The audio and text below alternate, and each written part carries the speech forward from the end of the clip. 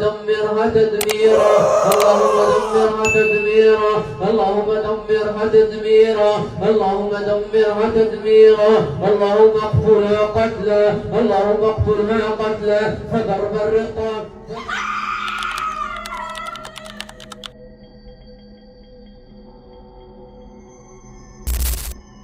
سنة 1970 الشتاء وصلت عيلة أخيرا لبيتها الجديد وسط مزرعة كده كبيرة معزولة في بلد صغيرة ريفية. البيت كان قديم جدا بس كان واسع رخيص وفيه أوض كتيرة. الأب كان شايف إن هي صفقة العمر، والأم كمان كانت مبسوطة جدا إن كل بنت من بناتها الخمسة هيبقى ليها مساحة كبيرة.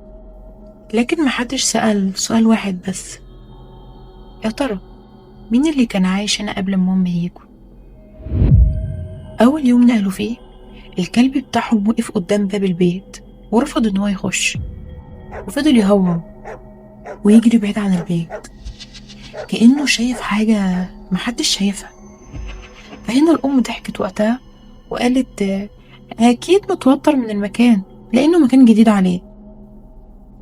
بس بعد أيام قليلة البيت بدأ يوريهم إن هو مش مجرد بيت قديم. كانت الساعة تقف كل يوم على وقت معين، كان 3 الفجر. الأبواب بتاعة الأوض كانت بتفتح لوحدها، حتى لو كانوا قافلينها بالمفتاح كانت برضك بتفتح لوحدها. أصوات خبط جاية من جوه الحيطان، كأن في حد بيخبط من الناحية التانية.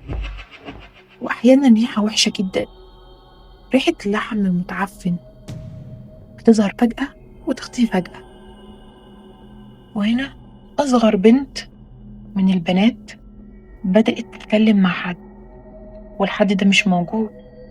كانت تفضل تقعد تضحك تلعب وتقول عليه إن هو صاحبها. فهنا الأم لاحظت فسألتها: انت بتكلمي مين؟ البنت قالت بكل بساطة: الولد اللي عايش هنا يا ماما، هو بس مش بيحب حد يشوفه غيري أنا بس. وفي يوم من الأيام واحدة من البنات صحيت بالليل، وهنا لقت واحد واقف جنب سريرها بيبص عليها. ملامحه كانت باهتة زي الدخان كده، بس عينه كانت واضحة جدا. وفضل واقف ساكت لحد ما مرة واحدة اختفى قدام عينيها. بس أسوأ حاجة حصلت مع الأم، كانت بتصحى كل يوم على كدمات في جسمها، علامات غريبة كأن في حد ضربها، وتعوير في جسمها. وفي مرة الأم صرخت فجأة وهي في المطبخ، وهنا ساعتها قالت إن هي حست إن في إبرة دخلت في رجليها، مع إن مفيش حد جنبها، كانت واقفة لوحدها في المطبخ. وبعد اللي حصل ده العيلة هنا بدأت تبحث عن البيت وتاريخه، وعلى مدار القرنين اللي فاتوا عرفوا إن فيها عائلات كتيرة جدا عاشوا في البيت ده وماتوا فيه، ما بين انتحار، قتل، حوادث غريبة، أطفال ماتوا فجأة من غير سبب. لكن كل مرة كان في اسم بيتكرر، كان اسم ست واحدة اسمها باتشيبة. مين باتشيبة؟ ست كانت عايشة في البيت أكتر من 100 سنة. الناس قالت إن هي ساحرة، وإن هي قتلت طفل صغير وغرزت الإبرة في دماغه. وهنا محدش قدر يثبت عليها حاجة، بس هنا عاشت منبوذة ما بين الناس وماتت لوحدها. ومن يوميها الناس بتقول إنها عمرها ما سابت البيت ده.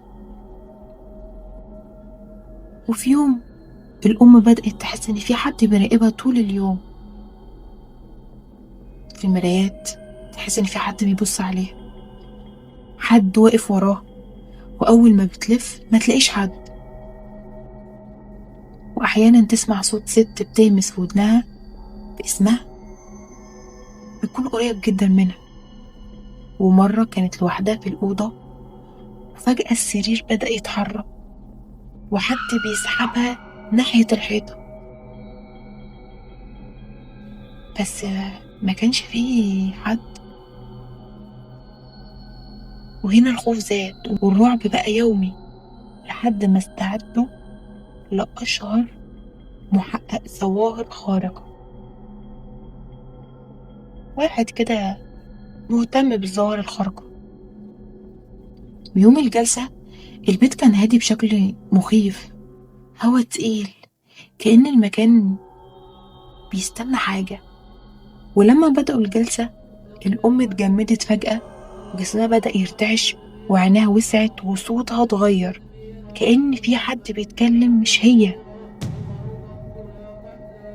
وبدأت تتكلم بلغة غريبة أوي مش مفهومة.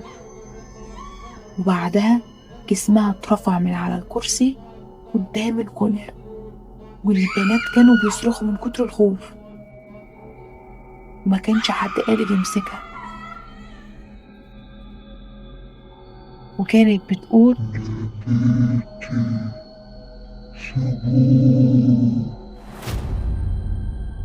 وبعد وقت الجلسة خلصت، بس ما خلصتش كده، خلصت بكارثة. وهنا الراجل الروحاني قال لهم إن الروح دي مش مجرد شبح، دي حاجة أقوى مننا كلنا. ولكن بالرغم كل ده العيلة فضلت عايشة في البيت، عاشوا 10 سنين كاملين. طب هتقولي ليه؟ لأنهم ما كانوش معاهم فلوس يمشوا ويجيبوا بيت تاني، ولأن محدش كان عاوز يشتري البيت ده حتى، لأنه كان معروف إن هو مسكون. وهنا البنات كبروا وخرجوا من البيت، لكنهم عمرهم ما ينسوا اللي شافوه في البيت ده.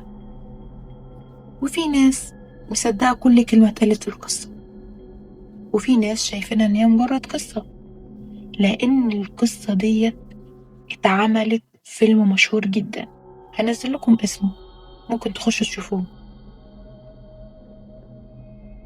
بس السؤال الحقيقي في القصة دي كلها، لو انت عايش في البيت ده وكل ليلة تسمع حد ماشي حواليه أو حد واقف وراه مع إنك انت لوحدك، وحد بيهمس بصوته، هتقدر تستحمل 10 سنين زيهم؟